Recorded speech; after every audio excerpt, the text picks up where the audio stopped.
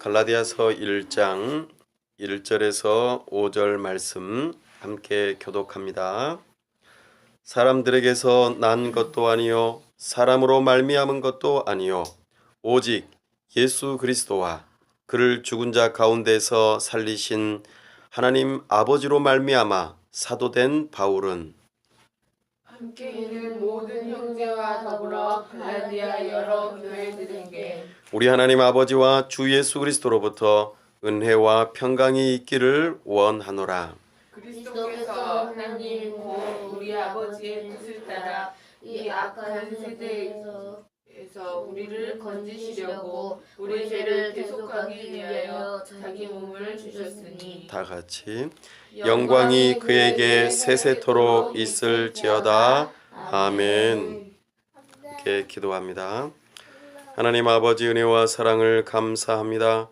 이 시간 하나님 앞에 나와 예배할 때에 우리에게 참된 평화를 주시고 은혜를 주시기를 사모합니다. 하나님 아버지 이 시간 함께하여 주시며 우리에게 말씀하여 주옵소서.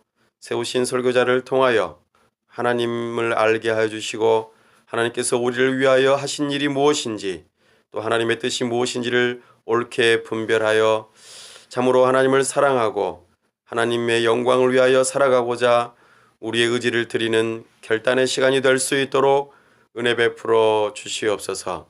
참으로 우리 하나님께서 함께 하심으로 이 시간 주님의 은혜가 충만하여 평강 가운데에 우리 주님을 바라보며 새 힘을 얻는 시간 될 수 있도록 도와주시옵소서.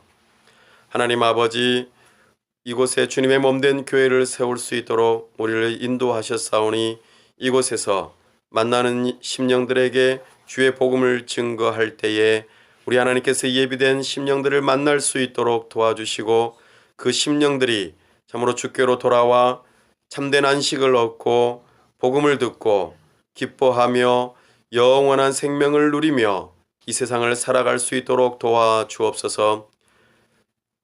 우리 하나님께서 우리를 그렇게 사용하여 주시고 이곳 가운데서 주의 복음이 흥왕한 역사가 일어날 수 있도록 도와주시옵소서. 하나님 아버지 이 도시를 우리가 어떻게 품고 섬기며 함께 나아갈지를 깨닫게 하여 주옵소서. 이 도시 가운데에 여러 가정들이 있고 또 지역사회에 여러 필요들이 있고 하나님께서 원하시는 뜻이 무엇인지를 우리가 잘 알아 이 지역사회 사람들과 함께 더불어 살아갈 때에 참으로 주님 기뻐하시는 이 도시를 세워나갈 수 있도록 도와주시옵소서. 하나님 아버지 이 나라와 민족을 불쌍히 여기시고 은혜 베풀어 주셔서 세우신 정부에게 공의롭게 이 나라를 다스릴 수 있도록 법을 올바르게 세우고 집행하고 참으로 우리 하나님께서 기뻐하시는 나라가 되도록 우리 하나님께서 불쌍히 여기시고 긍휼을 베풀어 주시옵소서. 하나님 아버지 은혜를 주셔서 저 북녘 땅과 복음으로 평화롭게 통일될 그날을 준비하고자 사람과 물질이 준비되어지게 하여 주시고 우리 하나님께서 문을 여시는 그날 우리가 함께 달려가 주님의 몸된 교회를 세우고 그곳에 사랑스러운 어린이 센터를 세워 뭇 어린 심령들을 주께로 돌아오게 하며 참으로 여러 가지 모양들로 핍절해 있고 힘들어하는 그들의 심령을 위로하고 주의 복음을 전할 수 있는 우리가 될 수 있도록 하나님께서 은혜 베풀어 주시옵소서. 특별히 하나님 아버지 은혜 주시기를 사모할 때에 이 땅에 여러 가지 이유들로 찾아온 이주민들을 긍휼히 여겨주시고 우리가 또한 그들을 불쌍히 여기는 마음으로 주님의 사랑으로 다가가게 하여 주시고 주의 복음을 증거할 때에 저들이 주의 복음을 듣고 참으로 하나님의 자녀가 되어지고 저들이 자기 나라로 돌아갔을 때에 주님의 몸된 교회가 세워지는 역사가 있도록 우리를 사용하여 주시옵소서. 우리 하나님 아버지께서 우리와 함께 하여 주시고 참으로 우리를 통하여 하나님의 나라를 이루어 주시기를 사모합니다. 하나님 또한 여러 가지 우리가 주님 안에서 계획하고 있는 일들 가운데에 우리 하나님께서 우리 교회를 통하여서 하시고자 하는 일들을 다 이루어 주시기를 원합니다. 우리를 붙들어 주시고 강건케 하여 주시며 함으로 그 사명 잘 감당할 수 있도록 필요를 채워 주시고 하나님의 사람들을 보내 주시옵소서. 시간 함께 하시고 은혜 주시기를 간절히 사모하올 때에 우리 주 예수 그리스도의 이름으로 기도하옵나이다. 아멘. 오늘은 사도와 복음이라는 제목으로 주의 말씀을 선포합니다. 사도와 복음. 우리는 지난 시간에 사도행전을 통하여서 갈라디아서가 어떻게 쓰여지게 되었는지 살펴보았습니다. 갈라디아 교회는 사도 바울이 1차 선교 여행을 통하여 처음 세워진 참으로 아름다운 교회였습니다. 사도 바울이 2차 선교 여행을 떠나 지나가던 중에 갈라디아 교회가 배신하고 참으로 안타까운 일들이 발생했다는 것을 듣고 이 갈라디아서를 기록하여 여러 형제들과 함께 이 일들에 대하여 편지로 보내는 모습을 우리가 살펴보았습니다. 특별히 갈라디아 교회가 여러 가지 문제 가운데에서 핵심적인 문제로 안고 있었던 것은 크게 두 가지였습니다. 하나는 사도 바울 자신이었고 또 하나는 사도 바울이 전한 복음의 내용이었습니다. 특별히 사도가 바울이 사도가 아니다 하는 이 말에 대하여 사도 바울은 변론을 해야만 했습니다. 또한 바울이 사도가 아니라면 바울이 전한 복음이 온전하지 못하다. 그래서 다른 모습으로 현재 전한 복음에서 무언가가 부족하여 추가되어진다 하는 부분을 도전받았던 것이죠. 사도 바울은 이 일을 위하여 편지를 보냈던 것입니다. 그래서 오늘 설교 제목처럼 사도 그리고 복음 이 두 가지 부분을 언급하기 위해서 이 갈라디아서가 기록되었음을 우리에게 보여줍니다. 자, 그러면 본문으로 한번 들어가 볼까요?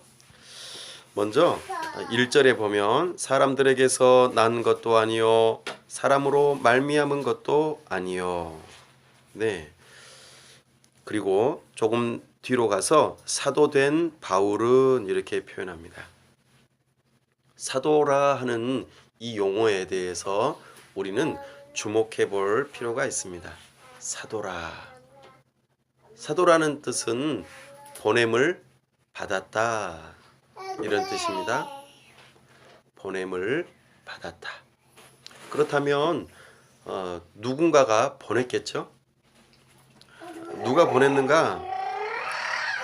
근데 오늘 사도 바울은 1절에서 보니까 사람들에게서 난 것도 아니요 사람으로 말미암은 것도 아니요.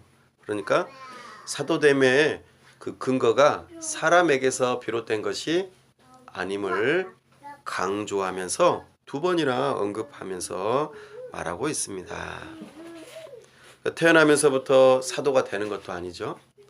어떤 또 사람들에 의해서 임명되는 것도 아니라는 것을 우리에게 알려줍니다. 그렇다면 사도로 보내심을 받았다 할 때에 그 부르셔서 보내신 분은 누구실까요? 그 다음에 보니까 오직 이렇게 표현합니다. 누굽니까? 예수 그리스도와 그를 죽은 자 가운데서 살리신 하나님 아버지로 말미암아. 사도로 보내심을 받았다 이 표현 거기에 근거가 무엇이라고 말씀하십니까? 예수 그리스도 뿐만 아니라 예수 그리스도를 죽은 자 가운데서 살리신 하나님 아버지로부터 사도 바울이 되었다. 이렇게 근거를 제시합니다. 보통 우리가 사도다 하면은 보냄을 받은 자, 여러 뭐 왕들이 될 수도 있고 어떤 공적인 임무를 띈 사람일 수도 있겠지만 성경에서 말하는 사도는 하나님으로부터 복음을 전하는 자로 보냄을 받았다 하는 의미를 담고 있습니다. 우리가 잘 아는 바와 같이 사도라 하면은 예수님의 12 제자들을 말합니다. 예수님께서 그 당시에 살아 계셨을 때 직접 눈으로 보고 귀로 듣고 정말 몸으로 체험하면서 함께 있었던 사람들을 우리가 사도라 그렇게 말하는 것이죠. 그런데 한 명이 빠지게 되었죠. 누가 빠지게 되었습니까? 가룟인 유다. 그는 스스로 목숨을 끊음으로 말미암아 11사도가 남게 되었습니다. 그래서 사도행전 1장에서 이 부족한 한 사람을 채우기 위해서, 물론 이것도 사람들이 결의해서 한 것도 아닙니다. 구약 성경에 예언된 그대로 한 사람의 더 사도되는 사람을 세워야 함을 하나님의 뜻을 따라서 순종하는 것이었고, 그 세움의 방식 또한 사람의 방식으로 세우지 아니하고 하나님의 뜻을 따라서 제비 뽑기 하여 세워진 마띠아가 12번째 사도가 되었던 것입니다. 그렇다면 이제 12사도는 예수님을 직접 눈으로 보고 귀로 듣고 직접 함께 있었던 사람들로 세워졌고, 그들이 예수님은 이런 분입니다, 예수님께서 하신 말씀은 이것입니다 하면서 전하였던 것이죠. 이렇게 세워진 사도들을 통하여 당시의 교회가 세워져 갔습니다. 예수님 당시 그 제자들이 있었을 때 당시 신약 성경이 있었을까요? 없었습니다. 그래서 그들에게는 구약 성경만 있었고 신약 성경이 없었기 때문에 사도들의 증언이 굉장히 중요했어요. 사도들이 말한 것이 곧 나중에는 성경으로 이어지는 것을 우리가 알게 됩니다. 자, 그렇다면 여기서 문제가 발생하겠죠? 바울은 도대체 어떻게 사도가 된 것일까요? 예수님을 직접 만난 적이 있나요? 근데 어떤 때에 사도 바울은 예수님을 만났죠? 예수님께서 이미 하늘로 오르셔서 계실 때. 그러니까 12사도들은 예수님께서 이 땅 위에 낮아지셨을 때, 이 땅에서 사역할 때에 만났다면 사도 바울은 이미 승천하신 예수님을 직접 만났다고 기록하고 있습니다. 그게 어디에 나와 있습니까? 사도행전에 나와 있습니다. 9장에 나와 있죠. 그래서 사도 바울은 직접 예수님을 만나되 조금 다르죠. 승천하신 예수님을 만났다 그렇게 표현합니다. 또 예수님의 말씀을 들었을까요? 네, 들었습니다. 예수님의 말씀을 듣고 예수님에게 배웠다 그렇게 말씀합니다. 결국에는 사도 바울도 사도로 예수님을 직접 만나고 말씀을 듣고 체험한 사람임을 우리로 하여금 알게 합니다. 이 예수님을 누가 보내셨죠? 하나님께서 예수님을 보내셨습니다. 결국에는 예수님의 보냄받은 사도 바울은 곧 하나님 아버지로부터 보냄을 받았다는 것을 함께 명시하고 있는 것입니다. 이처럼 사도는 예수님을 직접 만나고 듣고 경험한 증인들로서 그들을 통하여서 이제 초대교회가 세워지게 된 것입니다. 사도 바울이 기록한 에베소서 2장에 살펴보면요, 교회가 무엇으로 세워지는가를 우리에게 말씀합니다. 바로 선지자와 사도들의 터 위에서 교회가 이렇게 세워진다 말씀하고 있습니다. 선지자들은 곧 구약을 의미하고요. 사도들은 그들을 통하여 세워진 신약을 의미합니다. 결국에 교회가 세워지는 가장 기초는 무엇일까요?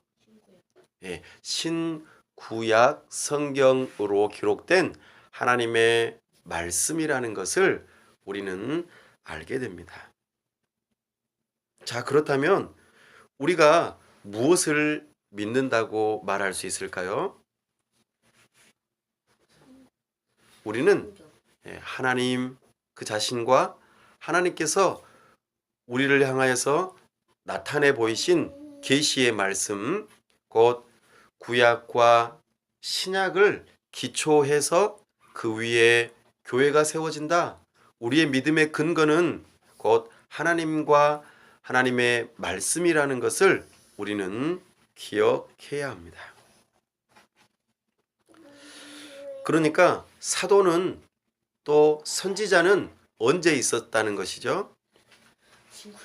예, 구약 때에 선지자가 있었고 신약 때에 사도들이 있었다는 것이죠. 그래서 더 이상 선지자나 사도는 이 시간에는 오늘날 우리에게는 존재하지 않습니다. 그렇다면 우리에게는 무엇이 남아 있습니까? 성령 하나님께서는 이 선지자들과 사도들을 세우셔서 무엇을 기록하게 하셨어요? 성경을 기록하게 하셨죠. 그래서 성경을 기록하게 하신 성령 하나님께서 선지자들과 사도들이 기록한 구약과 신약을 우리에게 주심으로 이것을 알고 믿는 믿음을 주셨어요. 그래서 우리가 교회가 되게 하셨죠. 그러니까 오늘날에는 선지자나 사도들은 존재하지 않아요. 그렇죠? 우리는 하나님과 하나님께서 우리에게 모든 것을 다 주신 성경, 이것을 믿는 믿음으로 우리는 교회가 됩니다. 그런데 오늘날에 우리는 사도의 후계들이다, 사도들의 후계자들이다, 이렇게 주장하는 사람들이 있어요. 그 말이 맞을까요? 그리고 사도의 후계자들로서 우리는 지금도 직접적으로 하나님의 계시를 듣고 있다. 그리고 하나님의 계시를 듣고 이제 너희에게 알려준다. 그러니 너희들은 내 말대로 그렇게 해야 된다. 이렇게 말하는 것은 성경에 나와 있지도 않고 사람들을 속이는 것이 되는 것입니다. 그러니 우리는 새로운 사도는 없다. 새로운 선지자도 없다는 것을 기억해야 합니다. 이미 선지자들과 사도들은 있었고 그들을 통하여 성령 하나님께서 우리에게 선물로 주신 신구약 성경이 충분하다. 그래서 이 신구약 성경을 통하여서 우리가 하나님을 알고 하나님께서 우리를 위하여 무슨 일을 행하셨고 하나님의 뜻이 무엇인지를 충분히 알 수 있도록 우리에게 주셨다는 것이죠. 그래서 우리는 이것을 이제 해석하고 설교하는 목사가 필요한 것입니다. 교사가 필요한 것이에요. 우리 교회 안에서 우리는 이 성경을 읽을 때에 어느 누구든지 믿음이 부족해서 이 성경을 다 이해 못하고 그래서 예수님을 알지 못하고 복음을 알지 못해서 구원받지 못하는 사람들이 없게 하셨어요. 우리는 성경을 읽을 때에 충분히 복음을 알 수 있고 우리가 그것을 믿는 믿음을 통하여서 구원받을 수 있도록 우리에게 성경을 허락하셨습니다. 물론 어려운 부분들도 있겠죠. 그때에 우리는 목사님과 교사의 도움을 받을 필요가 있겠습니다. 전문적으로 성경을 연구하고 해석하고 그것을 말하기 때문이죠. 갈라디아서가 쓰여질 당시에는 사도들이 아직 있었습니다. 그런데 사도 바울이 사도로서의 권위를 인정받지 못하게 될 때에 아주 큰 어려움이 다가왔던 것이죠. 생각해 보십시오. 만약에 여러분들을 향하여서 나는 너를 믿을 수가 없어 라고 말을 한다면 결국에는 어떻게 되겠습니까? 내 자신도 믿지 못할 뿐만 아니라 내가 하는 말이나 내가 하는 행동에 대해서 믿지 못한다는 뜻이 되겠죠? 그러면 관계가 형성이 잘 안 되고 항상 저 사람이 하는 말이나 행동은 거짓이고 잘못된 행동이다. 그렇게 되니까 신뢰할 수 없고 따를 수 없게 될 것입니다. 사도 바울은 이것을 염려했습니다. 그래서 자기 자신의 사도됨에 대하여 분명하게 언급하고 있는 것입니다. 사랑하는 여러분, 오늘 우리는 바울이 사도라고 하는 이 직분, 그리고 그 직분을 통하여서 복음을 전하였고, 그래서 교회가 든든하게 세워져 갔다는 것을 우리는 기억해야 합니다. 그래서 오늘날 새로운 사도는 없고 새로운 선지자는 없지만 그들을 통하여 우리에게 남겨주신 신구약 성경을 믿는 믿음, 이 믿음을 통하여 우리는 구원을 받고 또한 교회로서 든든하게 세워져 간다는 것을 기억하고 우리는 성경을 사랑하고 그 가운데에서 하나님과 하나님의 일하심과 하나님의 뜻을 충분히 발견하고자 힘쓰고 있을 뿐만 아니라 무엇을 해야 될까요? 순종하는 것이죠. 이것이 교회된 자로서의 특징입니다. 사도 바울은 오늘 스스로 이 부분에 대해서 증명할 뿐만 아니라 2절에서는 무엇이라고 말합니까? 함께 있는 모든 형제와 더불어 이렇게 표현합니다. 그러니까 사도 바울이 주장하는 사도됨과 사도 바울이 선포했던 복음에 대해서 혼자만 그렇게 말하는 것이 아니라 함께 있는 모든 형제와 더불어 이 부분을 언급하고 있다 말하고 있는 것입니다. 사랑하는 여러분, 우리는 이 말씀을 받을 때에 우리는 나 혼자만 신앙생활하는 것이 아니라 함께 신앙생활한다는 것을 기억해야 합니다. 무엇으로요? 우리가 어떤 이유로 형제가 될 수가 있습니까? 바로 예수 그리스도를 믿는 믿음으로 형제가 되는 것이에요. 왜요? 우리는 예수님을 믿는 믿음을 가질 때에 우리의 영혼이 새롭게 태어나고 하나님을 아빠, 아버지라고 부르면서 우리는 영적인 가족이 되는 것입니다. 그로 인해서 우리는 영적인 형제요 자매가 되는 것입니다. 교회는 예수 그리스도를 믿는 믿음 안에서 형제요 자매로서 마치 몸의 지체들로서 서로 연합되어져서 하나로 이루어진다 하는 것입니다. 그러니 우리가 믿는 믿음의 중요한 대상과 그리고 그 내용은 다른 것이 아니라 우리 주 예수 그리스도요, 그 예수 그리스도의 복음이 우리의 믿는 바이고 이 믿음을 함께 공유한 신앙 고백을 함께하는 우리 공동체를 향하여서 서로 형제요, 자매요, 영적인 가족이라고 표현하는 것이지요. 그래서 2절에서 갈라디아 여러 교회들에게 이렇게 표현합니다. 비록 갈라디아 교회가 지금 배신을 했죠. 그리고 약간 교리적으로 잘못된 그런 믿음을 가지고 있었어요. 하지만 그들이 아직은 교회로서 그 이름을 잃어버렸거나 버림을 받은 것이 결코 아닙니다. 그들을 교정하고 올바른 길로 인도하는 그 과정에 있기 때문에 사도 바울은 갈라디아에 있는 여러 형제들을 향해서 뭐라고 표현합니까? 여러 교회들에게 이렇게 표현해요. 그래서 우리는 이것을 기억하실 필요가 있어요. 그래서 예수 그리스도를 믿는 믿음으로 우리가 한 형제 자매가 됐는데 조금 다른 것이 있고 뭔가 실수를 하고 잘못된 그런 믿음을 가지고 있다고 할 때에 그들을 부드러운 마음으로 또 올바른 교리를 가르쳐주고 또 그들을 교회의 지체로서 올바른 길로 인도하고자 하는 이런 태도를 취하는 것, 이것은 아주 중요한 태도입니다. 너는 나하고 다르구나. 그러니 너는 이제 더 이상 사귀지 않을 거야. 너희들은 끝장이야. 이제는 너희들은 필요 없어. 이렇게 가면은 안 된다는 것입니다.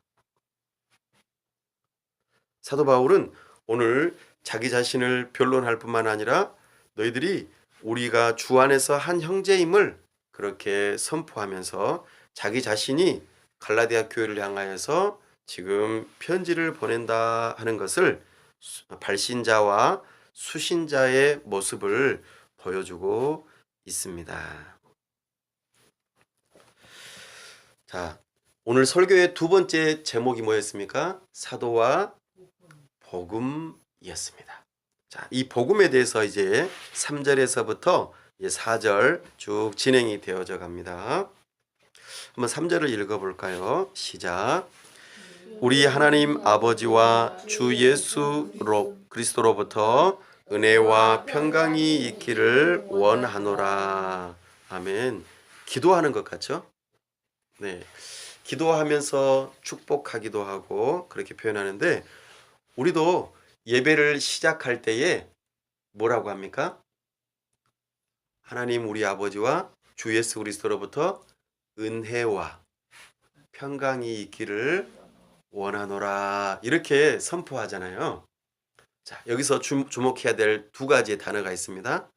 복음에는 은혜와 평강 또는 평안, 샬롬, 안녕하세요 이런 이 두 가지의 단어가 복음을 나타내는 데에 아주 중요한 단어라는 것을 기억해야 합니다. 자, 그렇다면 복음에는 은혜와 평강이라고 하는 중요한 요소가 담겨 있는데 복음은 어디로부터 온다는 것이죠? 우리 하나님 아버지와 주 예수 그리스도로부터 이 복음이라고 하는 것이 우리에게 주어졌다 하는 것을 사도 바울은 선포하고 또 그 복음의 은혜와 평강이 너희에게도 있기를 원한다. 그러니까 사도 바울이 사도로서 갈라디아 교회를 세울 때에 전했던 복음을 그 믿는 믿음으로 그 하나님의 은혜가 또 그로 인해서 주어지는 평강이 너희에게 있기를 원한다. 내가 전해준 그 복음이 너희에게 있기를 원한다. 이것을 간절히 소망하는 마음으로 지금 인사를 하고 있습니다. 자, 왜 이런 표현을 했을까요? 복음은 하나님의 은혜로 주어지는 것이기 때문입니다. 은혜라고 하는 것은 내가 뭔가 열심히 일을 해서 받은 것일까요? 아닙니다. 은혜는 값없이 나에게 선물로 주어지는 것입니다. 다시 말씀드려서 복음은 나에게 주어지는 것이 결코 나의 뭔가 잘했기 때문에 주어지는 것이 아니라 하나님의 전적인 은혜로 우리에게 주어진다는 것이지요. 이 복음의 핵심은 무엇일까요? 우리 4절 한번 읽어보겠습니다. 시작. 그리스도께서 하나님 곧 우리 아버지의 뜻을 따라 이 악한 세대에서 우리를 건지시려고 우리 죄를 대속하기 위하여 자기 몸을 주셨으니. 아멘. 복음의 핵심적인 내용은 자기 몸을 주신 것입니다. 그렇겠죠? 어떻게 예수님께서 당신의 몸을 우리에게 주셨습니까? 저 십자가에 달리셔서 죽으심으로 예수님의 몸을 우리에게 주신 것입니다. 우리는 이것을 기억해야 합니다. 주셨다. 이 부분을 이제 나중에 사도 바울이 갈라디아서 2장 20절에서 예수님께서 자기 몸을 버리셨다라는 표현으로 더 구체적으로 표현하십니다. 예수님께서는 당신의 몸을 우리의 죄를 대속하기 위하여 주셨다, 던지셨다 이렇게 표현합니다. 이것이 복음의 핵심이지요. 그런데 이것은 누구의 뜻을 따라서 되어진 일입니까? 하나님 아버지의 영원하신 그 뜻을 따라서, 이것은 바뀔 수가 없는 것입니다. 하나님 아버지의 뜻을 따라서 예수님께서 억지로 하셨을까요? 자원하는 심령으로 스스로 예수님께서는 당신의 사랑하는 자들, 당신의 백성들을 구원하기 위해서, 특별히 죄의 값을 치르는 그 일, 대속을 위해서 자기 몸을 주셨다고 말씀하십니다. 우리는 어떤 상태에 있었습니까? 4절에 보니까 이 악한 세대에서 우리가 빠져 있는데 건지시기 위해서 예수님께서 값으로 치르시고 우리를 다시 사셨다라는 의미로 대속의 의미를 사용하고 있습니다. 이것은 내가 원해서 했던 것일까요? 아닙니다. 하나님 아버지와 우리 주 예수 그리스도의 그 은혜 때문에 이 일들이 일어났습니다. 우리가 원하고 우리가 행한 결과는 이 악한 세대 가운데 죄 가운데 빠져 있었을 뿐임을 우리는 기억해야 합니다. 우리가 어떠한 좋은 것 또 잘하는 일이 있더라도 하나님 앞에서 우리는 의로워질 수가 없고 구원받을 수가 없습니다. 우리가 행하는 것들은 결국에는 죄에 대한 값으로 죽음뿐임을 우리는 기억해야 합니다. 그러한 우리들을 향하여서 하나님께서 은혜를 베푸셨다. 이것이 바로 복음이라는 것이죠. 하나님과 우리 사이에는 원수지간이었어요. 왜요? 하나님은 공의로우신 분이세요. 공의로우신 하나님은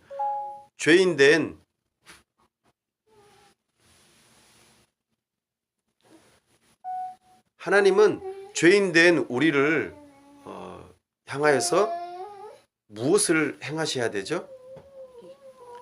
공의로우신 분이시니까 바로 형벌을 내리셔야 돼요. 진노하시고 형벌을 내리셔야 되는 대상이 우리라는 것이죠. 그런데 우리에게 진노를 쏟아 부으시거나 형벌을 내리시는 것이 아니라 우리 대신에 누구를? 죄가 없으신 예수 그리스도를 향하여서 마치 죄인인 것처럼 십자가에 달리게 하시고 하나님의 진노와 형벌을 다 쏟아 부으셨어요. 이것이 우리에게는 은혜이자 복음이라 하는 것입니다. 이것을 들었을 때에 우리는 이것을 믿는 믿음으로 이제 저의 죄의 문제는 제 스스로 해결할 수 없습니다. 예수님께서 대신 해결하셨습니다. 저는 이 사실을 믿습니다. 이 믿음을 가진 자들에게 하나님께서는 구원을 선물로 주신다 말씀하시는 거예요. 방금 제가 이 복음의 내용을 누구로부터 들었을까요? 성경으로부터 들은 것이죠. 이 성경은 누가 썼다고 그랬습니까? 선지자들과 사도들이 썼다 말하고 있습니다. 구약과 신약에 바로 이 복음이 담겨 있고 이것을 제가 읽고 또 설교를 듣는 가운데에 아, 복음은 이것이구나. 나도 이것을 믿는 믿음을 가져야겠다. 이때에 하나님께서는 우리를 구원을 우리에게 선물로 주신다 하는 것이죠. 이것이 바로 복음이라는 것입니다. 이때에 우리에게 찾아오는 선물이 있어요. 하나님의 은혜 자체가 복음 자체가 선물이지만 그로 인해서 우리 마음 가운데 찾아오는 것이 한 가지가 있는데 바로 무엇일까요? 평강이에요. 평안, 샬롬, 안녕 이렇게 표현할 수 있습니다. 왜 그럴까요? 그 전까지는 나는 죄가 있다. 나는 이 문제를 어떻게 해결할까? 그리고 항상 하나님은 심판하시고 공의롭게 나를 향해서 형벌을 내리시는 분이다. 그래서 나는 불안했어요. 나는 이 문제를 해결할 수가 없었어요. 그리고 결국에는 지옥 형벌을 받게 될 것이다. 이런 불안 가운데에서 어찌할 바를 몰랐어요. 그래서 어떻게 하면 하나님의 마음을 달래줄까? 어떻게 하면 하나님의 그 진노하심을 만족시켜 줄 수 있을까? 고민하면서 무엇을 했을까요? 바로 종교 활동을 했어요. 내가 열심히 기도하면은 하나님께서 나를 봐주시겠지. 내가 성경을 잘 읽으면은 하나님께서 나를 의롭다고 해주시겠지.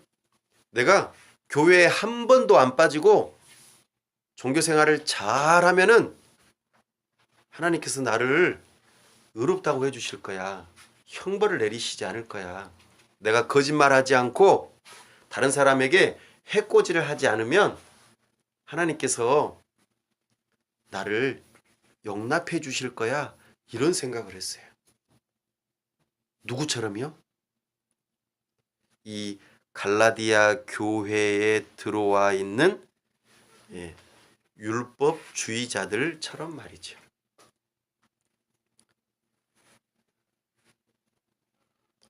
옛날에는 그랬어요. 구약 시대에. 그죠? 하나님의 율법, 모세의 율법을 다 지켜 행하면 구원을 받는다고 했어요. 그죠? 또 너희들이 유대인이 되려면 아브라함의 할례를 받아야 된다고 그랬어요. 그러면 율법을 지키는 것이 되고 유대인이 되고 하나님의 자녀가 되고 구원을 받는다고 그렇게 말했어요. 그래서 사람들이 전부 다 할례를 받고 하나님의 율법 모세를 통하여 주신 이 10계명을 지키려고 부단히 예를 썼어요. 그게 바로 유대인들이고 율법주의자들이에요. 이것이 나쁜 것은 아니죠. 하나님께서 선지자들을 통하여 하신 말씀이니까요. 그렇게 순종하려고 했어요. 하지만 됐을까요? 한 사람도 그것을 완벽하게 다 지킨 사람은 없어요. 그래서 성경에서는 할례를 행하고 또 율법을 지키는 일이 온전하게 완벽하게 다 될 수 없기 때문에 이 문제를 해결하기 위해서 누가 오신다고 말씀하셨을까요? 여자의 후손이 오시겠다. 여자의 후손을 보내주시겠다. 이 약속을 믿어라. 그렇게 말씀하셨어요. 이것이 구약 선지자들이 계속해서 해왔던 내용이지요. 근데 이제 신약 시대에 와서는 어때요? 실제로 예수님께서 오셨죠? 그리고 이 문제를 해결하셨어요. 그래서 이제 더 이상 할례를 받거나 율법을 다 지켜 행함으로 구원받는 것이 아니라 모든 율법을 다 지켜 행하신 예수님을 믿는 믿음으로 우리가 구원받는다는 것을 이제 복음으로 선포한 거예요. 이것을 가리켜 새 언약이라 그렇게 표현해요. 새 언약을 두 글자로 줄이면 뭘까요? 신약인 거예요. 그렇죠? 우리는 이제 새 언약을 받은 자로서 이것을 하나님의 은혜를 믿는 믿음을 복음을 받아들일 때에 우리에게는 평강, 평안 이것이 찾아온다는 것이죠. 그래서 오늘 4절 말씀에 보니까 이 악한 세대에서 이렇게 표현하고 있습니다. 이라고 하는 표현은 뭘까요? 현재라는 뜻입니다. 현재 악한 세대. 현재 우리가 살고 있는 세대를 악한 세대라고 표현했어요.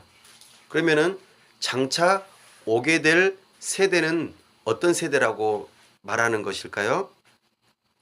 선한 세대라 그렇게 표현하는 거예요. 다시 말해서 우리가 예수 그리스도를 믿는 믿음을 가질 때에 우리는 그 전에 악한 세대 가운데서 죄 가운데 빠져 있고 그래서 영원한 지옥 형벌을 받게 되는 그런 악한 세대로부터 우리는 구원받아서 장차 완성되어질 선한 세대, 새롭게 창조되어지는 그 세대에서 살아가는 사람처럼 될 것이다 라고 하는 부분을 언급합니다. 우리는 이 악한 세대에서 현재 살고 있는 악한 세대에서 예수님을 믿는 믿음으로 구원을 받아요. 그렇게 해서 바로 천국으로 가나요? 그렇지는 않죠. 우리는 이 세대에서 그대로 남아 있어요. 하지만 우리는 새롭게 창조되어지는 세대, 새로운 언약 가운데에서 삶을 살아가는 그 세대를 우리는 살아가게 된다 그렇게 표현해요. 비록 이 땅 위에서 살아가지만 복음으로 살아가는 자들은 하나님의 은혜를 받고 하나님의 평안, 하나님께서 주시는 평강, 하나님과 화목한 관계, 하나님과 평화를 누리는 관계로서 살아간다는 뜻입니다. 그러니까 복음을 믿는 사람들은 하나님의 은혜를 받은 자이고 하나님의 평강을 선물로 열매로 누리는 사람들이다. 비록 이 악한 세대 가운데에서 우리가 여전히 살아가고 있지만 전혀 새로운 삶을 살아가게 된다. 이 부분을 두 단어로 지금 표현하고 있는 거예요. 은혜와 평강. 이것을 한마디로 말하면 복음이라 그렇게 표현하는 것이죠. 사도 바울은 사도로서 갈라디아 교회를 향해서 이 복음을 전했어요. 그래서 너희가 복음을 믿는다면 하나님의 은혜를 받은 자들이고 그로 인해서 하나님의 평강을 선물로 받아 누리는 거야. 이것이 너희들에게 있기를 원해 라고 지금 말하는 것이죠. 그런데 지금 갈라디아 교회는 이 복음에다가 뭐가 더 지금 추가가 됐어요? 너희는 할례를 받아야 돼. 너희는 안식일도 지켜야 돼. 너희는 절기를 지켜야 돼. 너희는 모세의 율법을 다 지켜 행해야 해. 그럴 때에 비로소 너희들이 구원받는 거야. 이렇게 하는 말을 덧붙여서 들었다는 거예요. 그런데 우리가 이것을 할례를 받아야지만이 구원을 받는다. 십계명을 다 지켜야지 구원을 받는다. 이렇게 가게 되면은 우리는 어느 누구도 하나님의 은혜를 받을 수 없어요. 하나님 은혜가 아니에요. 그때부터는 내가 잘해서 구원을 받는 것이 되는 거예요. 그럼 여러분이 항상 잘하나요? 여러분이 항상 계획하고 하나님의 뜻에 순종하고자 노력해도 그게 되나요? 안 돼요. 이렇게 불안한 내 자신이 있는데 어떻게 평강을 누릴 수가 있죠? 평강을 누릴 수가 없어요. 내가 잘못하면은 하나님은 금방 벌을 내리시게 되어 있거든요. 아무리 조그만 잘못이라도 내 기준에 의해서 내가 구원을 받는다고 생각하면은요. 사도 바울이 이거를 말하고 있습니다. 하지만 하나님께서 은혜로 주시는 구원은 하나님께서 바꾸시지 않잖아요. 내가 잘하든 못하든. 그러니까 이게 은혜이자 복음인 것이죠. 복음은 우리에게 반드시 평강을 주세요. 평안을 주세요. 샬롬, 안녕을 주세요. 내가 뭔가를 잘한다고 해서 하나님이 나를 더 사랑하거나 내가 뭔가를 못한다고 해서 하나님이 덜 사랑하고 그러시는 분이 아니세요. 하나님은 예수 그리스도를 보시고 나를 사랑하세요.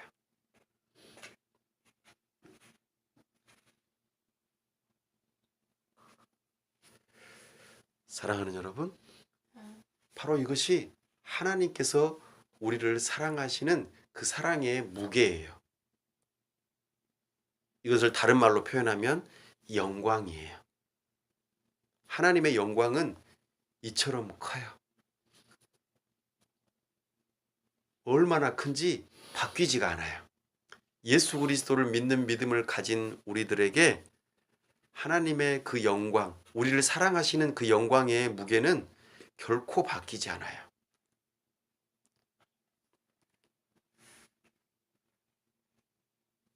그러니 우리가 할 일은 무엇일까요? 하나님께 영광을 돌려드리는 게 마땅하겠죠. 사랑하는 여러분, 하나님께서 예수 그리스도를 통하여 우리를 구원하시는 그 구원의 놀라운 역사는 반드시 하나님께 영광을 돌려드리는 것으로 나타나게 되어 있어요. 성삼위일체 하나님께서 영원전부터 계획하신 그 일을 예수 그리스도를 통해서 실행하시고, 그리고 성령 하나님을 우리에게 보내셔서 이 사실을 알려주시고 예수 그리스도를 믿는 믿음을 가지게 하셔서 그때 우리에게 성경을 주신 것이죠. 우리로 하여금 하나님의 은혜와 평강을 받아 누릴 수 있도록 우리를 이끌어 주세요. 그러니 우리의 찬송의 제목은 무엇이 돼야 되겠어요? 반드시 십자가. 우리 주 예수 그리스도의 부활. 바로 이것이 복음이잖아요. 복음이 우리의 찬송, 우리의 노래할 제목이 되는 것이죠. 누구에게요? 하나님께요. 이것이 바로 성령입니다. 우리 하나님께서 기뻐하시는 일이시지요. 사랑하는 여러분, 오늘 우리는 사도와 복음이라고 하는 제목으로 설교를 들었습니다. 바울이 사도됨에 대한 것, 이 사도됨에 대한 것에 대한 확신을 어디서 가져야 되는가? 바로 하나님과 우리 주 예수 그리스도로부터 온다 하는 것이었습니다. 구약의 선지자들과 신약의 사도들을 통하여서 우리에게 신구약 성경이 왔고, 그 신구약 성경을 기록하게 하신 성령 하나님께서 우리와 함께 하심으로 우리가 교회가 되게 되었다. 우리는 하나님과 하나님의 말씀인 성경을 믿는 믿음의 기초 위에서 교회가 되었다는 것을 기억해야 합니다. 이 땅 위에 사도나 선지자들의 후예가 지금도 있어서 새로운 사도나 새로운 선지자들이 있지 않습니다. 우리에게 성경을 선물로 주시고 그것을 설교하게 하시고 그것을 읽을 수 있도록 우리에게 이미 선물을 주셨어요. 우리는 이것을 읽고 배우게 될 때에 복음을 알게 되고 복음을 믿게 되고 그로 말미암아 하나님의 은혜로 구원을 받는 복음을 깨닫게 돼요. 그로 인해서 우리에게는 평강이 찾아온다는 것이죠. 그 위에 다른 것으로서는 우리에게 구원에 어떤 다른 것이 없다는 것을 기억해야 합니다. 그래서 여러분들께서 복음을 알 뿐만 아니라 믿는 믿음으로 하나님의 은혜에 감사하시기 바랍니다. 이것이 바로 찬송입니다. 우리 주 예수 그리스도의 십자가 보혈을 또한 우리 주님의 그 부활의 능력, 의로우심을 믿는 믿음으로 우리가 찬송할 때에 우리 마음 안에 무엇이 있을까요? 평안이 있어요. 평강이 있습니다. 참된 안녕이 있어요. 참된 샬롬이 있는 것입니다. 사랑하는 여러분, 이 악한 세대 가운데에서 우리로 하여금 장차 새롭게 창조될 그 세상에서 살아가는 것처럼 우리를 부르셨어요. 비록 몸은 이 땅 위에 악한 세대 가운데 있지만 새로운 세대에서 살아가도록 우리를 부르셨습니다.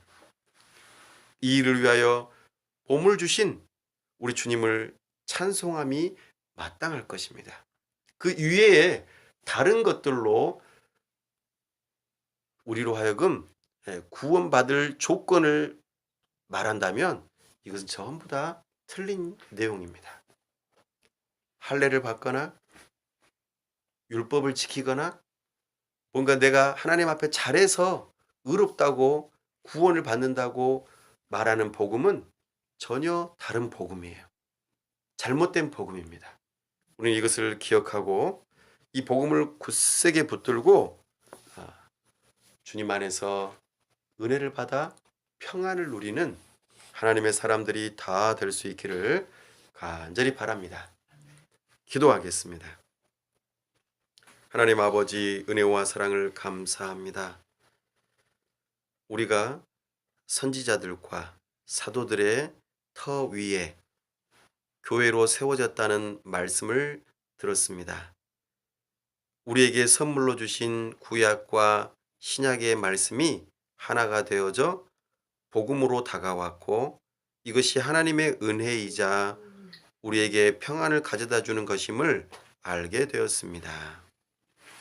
이 일을 위하여 우리 주 예수 그리스도께서 대속의 십자가를 지시고 참으로 몸을 우리에게 주심으로 우리가 이 악한 세대 가운데서 건짐을 받았음을 알고 믿습니다. 우리가 성경을 사랑하게 하여 주시고 성경을 읽게 하여 주시고 성경을 믿는 믿음을 가짐으로 복음을 듣게 하여 주시고 우리가 다른 어떤 것보다 우리 주 예수 그리스도를 믿는 믿음으로 구원받는다는 이 확신 가운데에서 평안을 누릴 수 있도록 도와주시옵소서. 우리를 구원하시는 성삼위일체 하나님께 감사와 찬송과 영광을 올려드리는 하나님의 사람들 다 될 수 있도록 도와주시옵소서. 우리 주 예수 그리스도의 이름으로 기도하옵나이다. 아멘.